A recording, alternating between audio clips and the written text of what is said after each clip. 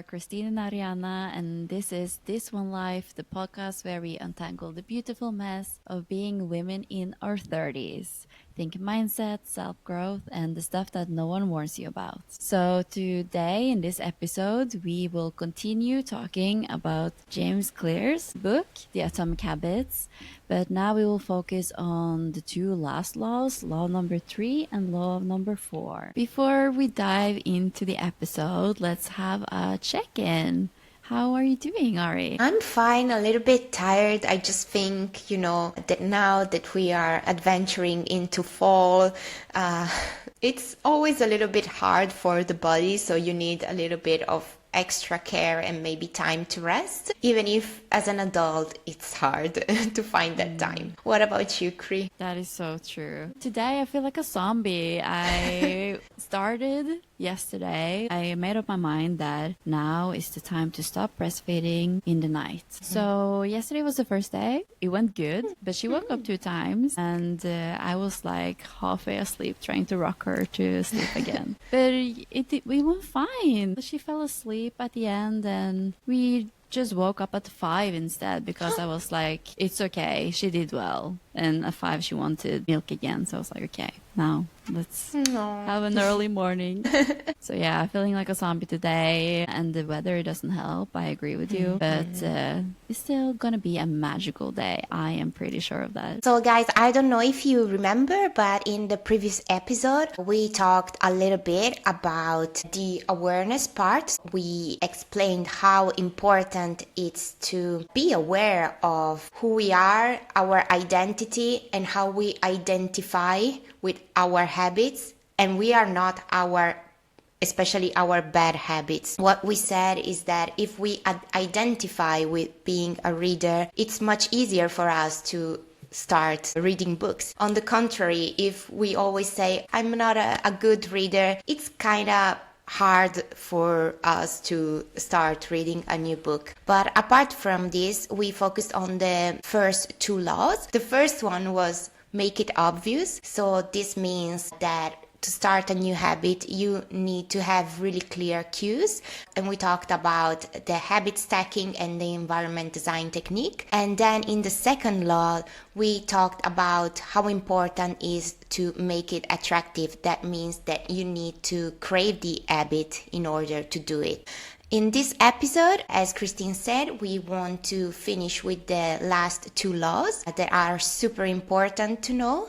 So the third one is make it easy. What is that, Christine? So a part of making a habit easy is choosing the path of least resistance, because the less energy a habit demands from you, the more likely you are to do it. So that's why we always choose scrolling, going through emails, watching TV, ordering food instead of making it ourselves, because it takes less energy from us. So you need to figure out a way for you to use less energy on doing the thing that you want to do.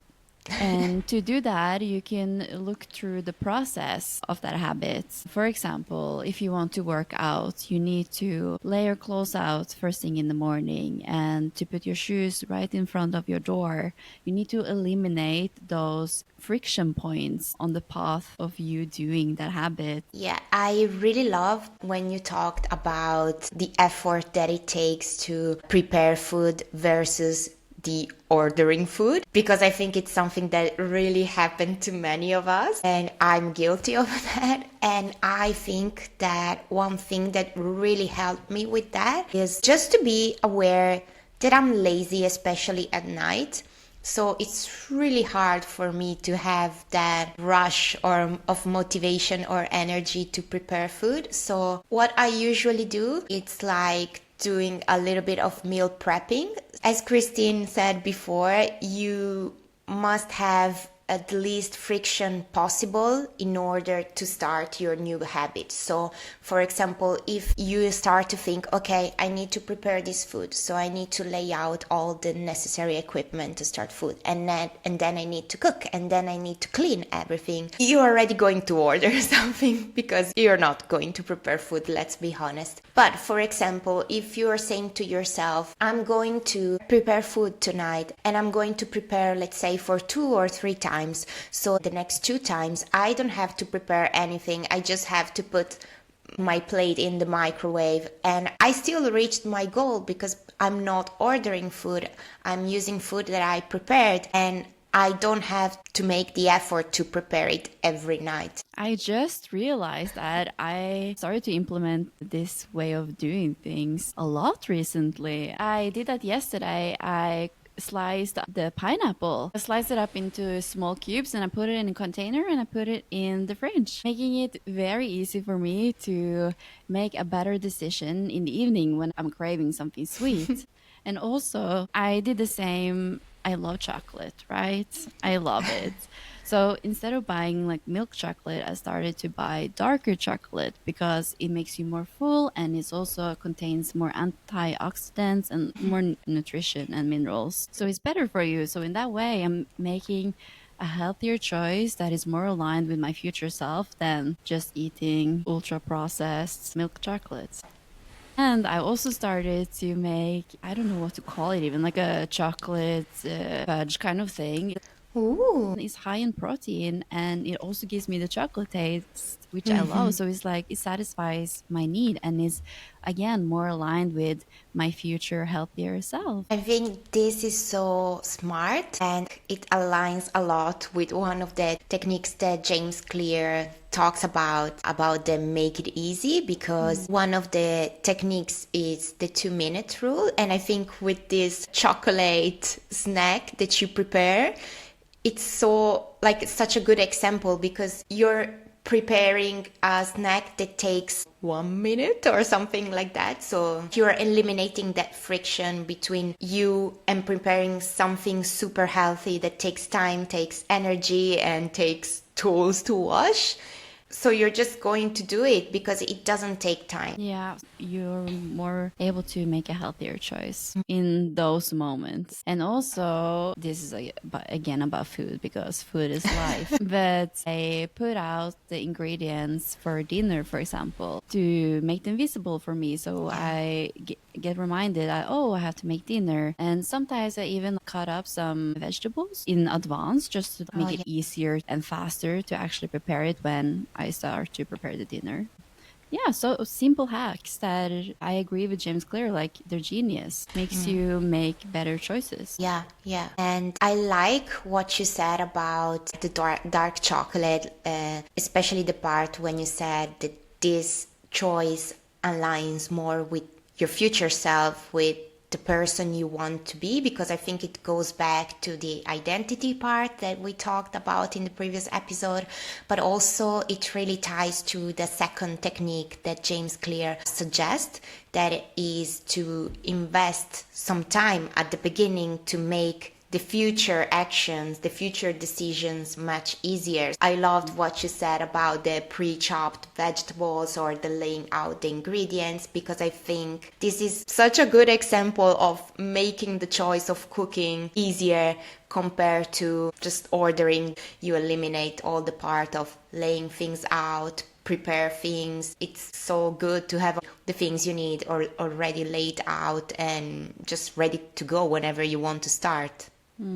It's true. He talks about making that big decision in the beginning of the day, right? Like making that first big right decision, because that decision determines your next behavior for like the next minutes or next hours or the whole day. So making that big decision in the beginning of the day is crucial for how your day will go. So true. And I'm sorry if I want to make another example about food, but I think it's the theme of today's video.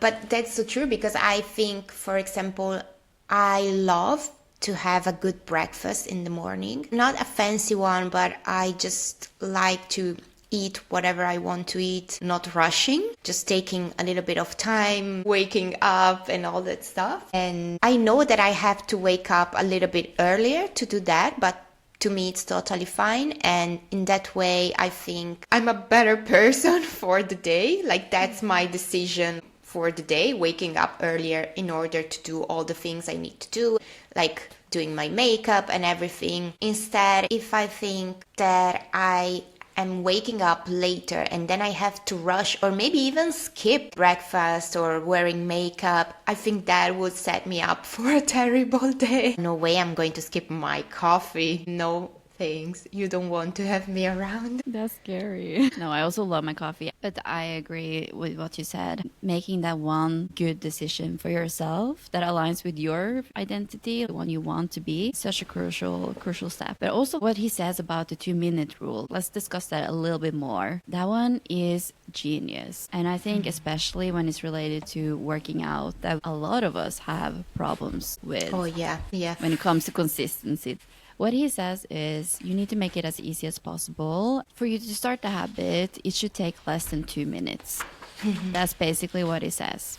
So what he says when it comes to working out is that the beginning phase, those 2 minutes will be you tying on your shoes. And you should practice that for a couple days. You getting dressed, going to the door, putting on your shoes. And that's it. That's the beginning. That's the starter phase. And then the second phase is you going out the door and walking for a couple of minutes. And you do that for a couple of days and normalize that to the brain.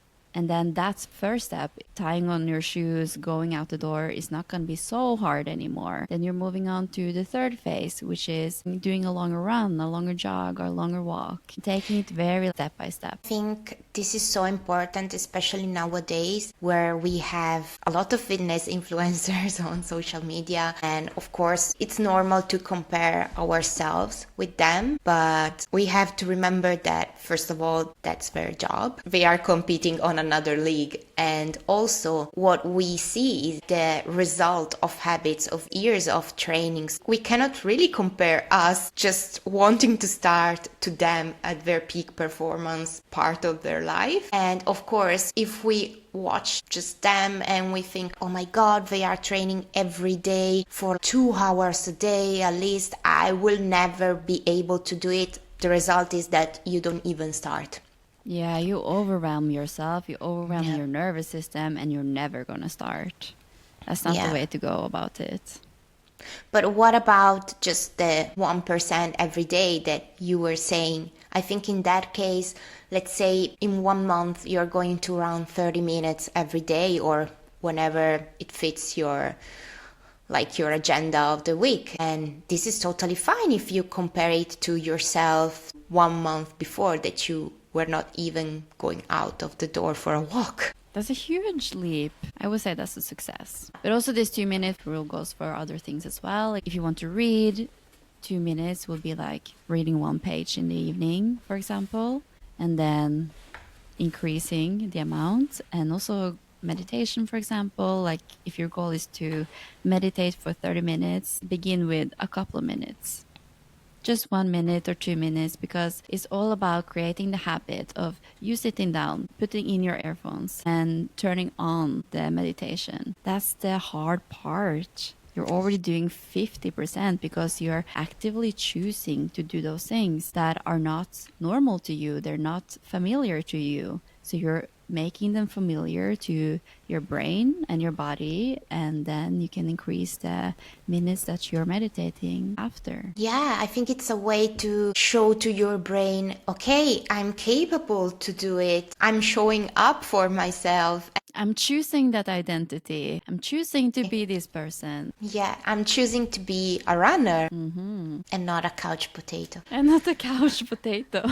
And then I think as you master this technique, you're not even going to think about that. I think yeah, that's the thing. It will be your habit. It will be automatic. You don't have to think about it anymore. Should we move on to the 4th law? Oh yeah, that one is nice. And we can have a lot of food examples as well.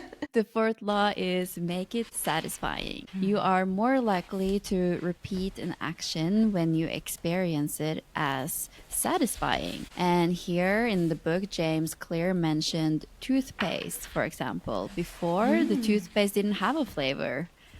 And less people had the habit of using it every day because it didn't give you that immediate satisfaction. I love that example. And then they started to add flavors to it. He mentioned cinnamon and mint. And then people got that instant gratification and started to add it to the routine. And I can relate. For example, I love Colgate, like their flavors. It's so weird, but I love Colgate and their flavors. And we have a different type of brand. I just hate their flavors. If I'm staying the night at someone and I didn't bring like toothpaste and I have to use that, I'm like, oh. If I would have to use that every day, I would be like, oh, brushing my teeth is not fun. Yeah, my husband is the same. He is very picky with toothpaste. I am not that picky, but I think he can understand how we're feeling about toothpaste. So yeah, as you were saying, this really ties back to having an immediate reward to a positive habit, such as washing your teeth with like a good toothpaste. Yeah, a flavor that gives you satisfaction. Yeah. Because the brain prioritizes immediate reward over or instant gratification over delayed gratification. So when it comes to habits, you need to in some way give yourself a reward for doing that habit. Our brains love dopamine. It gives us meaning. They have actually done experiments with mice where they cut the connection between like the brain and the like where the dopamine produces. So they didn't feel dopamine when they did stuff, when they executed different actions. It ended up them not wanting to drink water, not wanting to eat, not wanting to have sex because it didn't give them any satisfaction at all. It shows how important dopamine really is. It's not a bad thing. It's something we definitely need to live our lives, to wanting to do stuff. But the immediate gratification hits that we get with social media and all of this stuff, you know, and the ultra processed food, like the greasy food and stuff, they are the thieves. Like they are the ones we need to watch out for, because when you scroll on social media and your dopamine spikes, your brain is like, I love that. I want to do that again. And probably for longer because I need more of that. Yeah. It's with everything. The more you get used to like a taste or something, you don't taste it that much. So you need more of it. I feel like nicotine is probably a good example there. And the more you practice something like instant gratification, the more it becomes your habit. You practice those things makes it a habit and automatic, and you're going to be more likely to do that. So you need to practice also delayed gratification, but to move from the instant, immediate gratification to delayed, you need to give yourself some reward probably in order to do that and work with your brain and to make the habit stick. Yeah, you know, this is absolutely personal, but I'm not really a big fan of that kind of challenges, such as 30 days without sugar. I mean, it's fantastic if you can do it, but as you said, I think our brain doesn't work like that. So for someone who is addicted to sugar, trying to break the habit and for 30 days straight not having sugar, let's be honest, the chances that you are going to fail are super high. And once you fail, what are you going to think about yourself? You see, I'm not worth it. I'm not able to do even this challenge and all like that negative self-talk. But what if you start, let's say, you're someone that is used to having sugar every day, like biscuits, candies, chocolate. Let's say that you start at the beginning just having one day where you're having sugar, one day you're not having sugar, and you go on like that. And maybe you start to distantiate the days of you having sugar. I think probably that way is much more sustainable. You're still having that gratification, and you know that the end, like the ultimate goal is not having sugar or to have less sugar in your life, but you're still having that reward that, in my opinion, keeps you going. Even before that, you could make the decision of having a healthy meal, and then after you get your reward. So in the beginning, you may have one healthy meal and then you get your reward. Maybe the next, because that's the 2-minute rule, like you make it easy. And then the next day you could do 2 healthy meals, for example, and then you get your reward. Yeah, especially if your goal is to reduce sugar or even weight loss, you're still moving toward that goal. Probably is going to take a little bit longer, but at least you're creating a sustainable habit. Yeah, because you need to feel that you are succeeding somehow right away, even if it's in a small way. Yeah, totally agree. Because that makes you repeat the habit. That makes you more likely to repeat that habit the next time. Yeah, and I think what is also really important is to try to plan as much as possible. What are you going to do? Because you cannot really rely on yourself, on your brain wanting to do the decision or relying on motivation, because let's be honest, now you have motivation, maybe like at the end of the day that motivation is gone. So if you try to plan as much as you can, it's easier for you to be more aligned with your future goals, and your habits will follow with that. Yeah, do the tips that we have done, all of the different laws, try to implement them. And also, as you said, even the small rewards should and needs to align with your identity, your future self, the identity that you want to embody. It should all align. So if you're trying to not shop for a certain time, your reward cannot be you buying a sweater or a jacket, because that goes against who you're trying to be, your identity. Yeah, I think it's so important to have always on your mind your future self, your future identity that you want to start to embody from now. And this will help you also to go through difficult moments and remembering why are you doing that. And also, to just like wrap this up, it's important to remember that this is a practice. You need to practice. You will not be successful the first time, but it's more about how you get back up. If you get back up, because if you quit after the first time, you're done, you failed. But if you try to get back up, you didn't fail. That was just a learning, like a lesson. You're trying again. Now you know where your soft spot is. Learn from it. Yeah, I think, as you said, you fail only when you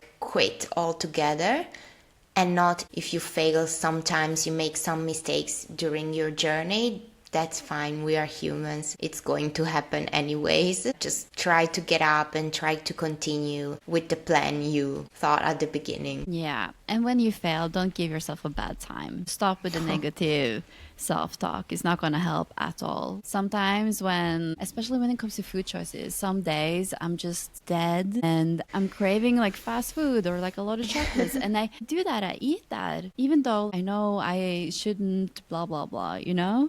But then I just give myself permission. I'm like, today I am feeling tired. I am not having the best day today. I give myself permission to eat all of this stuff and enjoy that. Because if you eat all of that and you don't enjoy it, that's a waste.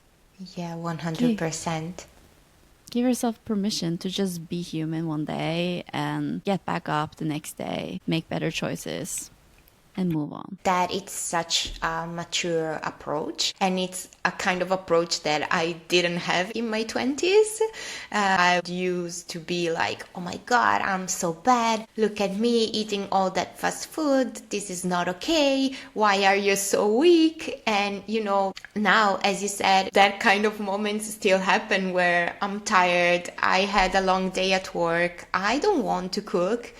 And I'm like, you know what? Tonight I'm going to make the conscious choice of ordering food because I need it. I'm going to enjoy it. From tomorrow, we'll go back to routine, and this is going to be fine. Okay, guys, thank you so much for listening to this episode. As usual, we would be so happy if you want to chat with us. Let's say, send us a DM and telling us which one of the laws was the most effective. And also, if you need any link to find the book, we are here. And also let us know if you have already read the book and maybe you want to add something to what we said that you think could be helpful for our listeners. Okay, bye guys. Thank you. Bye.